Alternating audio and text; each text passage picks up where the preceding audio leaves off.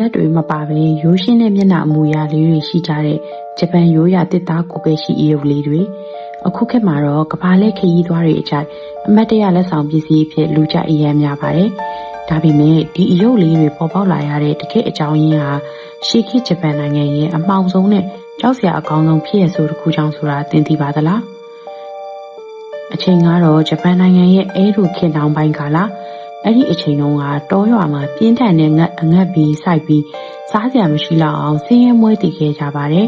မိသားစုတွေဟာကိုယ်တိုင်တောင်မနေရုံကန်နေရတဲ့အတွက်မွေးလာတဲ့ကလေးတစ်တွေကိုကျွေးမွေးဖို့မတတ်နိုင်ကြတော့ပါဘူးအဲ့ဒီအခါမှာမိဘတွေကမတတ်တာတဲ့အဆုံးကိုရင်သွေးငယ်လေးတွေကို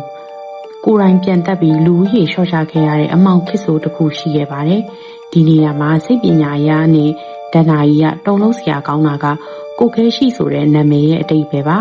ဂျပန်ဘာသာစကားမှာကလေးကိုကိုလို့ခေါ်ပြီးဖျောက်ဖျက်ခြင်းသို့မဟုတ်တပ်ပစ်ခြင်းကိုကဲရှိလို့ခေါ်ပါတယ်။ဒါကြောင့်ကိုကဲရှိဆိုတာကလေးကိုဖျောက်ဖျက်ခြင်းလို့တိုက်ရိုက်အဓိပ္ပာယ်ရှိရဆိုတဲ့ theory ရှိနေပါတယ်။မိဘတွေဟာဆုံးပါသွားရရှာတဲ့ကလေးငယ်တွေရဲ့ဝိညာဉ်ကိုလွမ်းဆွတ်တန်တာပြီးသူတို့ရဲ့ဝိညာဉ်လေးတွေခိုအောင်နိုင်အောင်နဲ့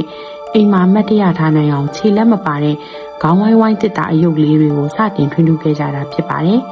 အချို့သောသူတည်တည်တွေနဲ့မြို့ပြဒဏ္ဍာရီတွေရဲ့အဆိုအရကိုခဲရှိအယုတ်လေးတွေမှာခြေထောက်နဲ့လက်တွေမပါဝင်တာဟာကလေးငယ်တွေဆုံးပါသွားချိန်မှာခန္ဓာကိုယ်ကိုအနည်းဝိဆတွေနဲ့တင်းကျပ်စွာပတ်စည်းထားခဲ့ရတဲ့ပုံတရံကိုအစွဲပြုပြီးလှုပ်ထားတာလို့ဆိုကြပါတယ်။ဒါကြောင့်ဒီအယုတ်တွေရဲ့ရိုးရှင်းလွန်းတဲ့မျက်နှာလေးတွေကိုတေချာစိုက်ကြည့်ရင်ချစ်စရာကောင်းတာထက်ဝမ်းနည်းစရာကောင်းနေတာကိုခံစားရပါလိမ့်မယ်။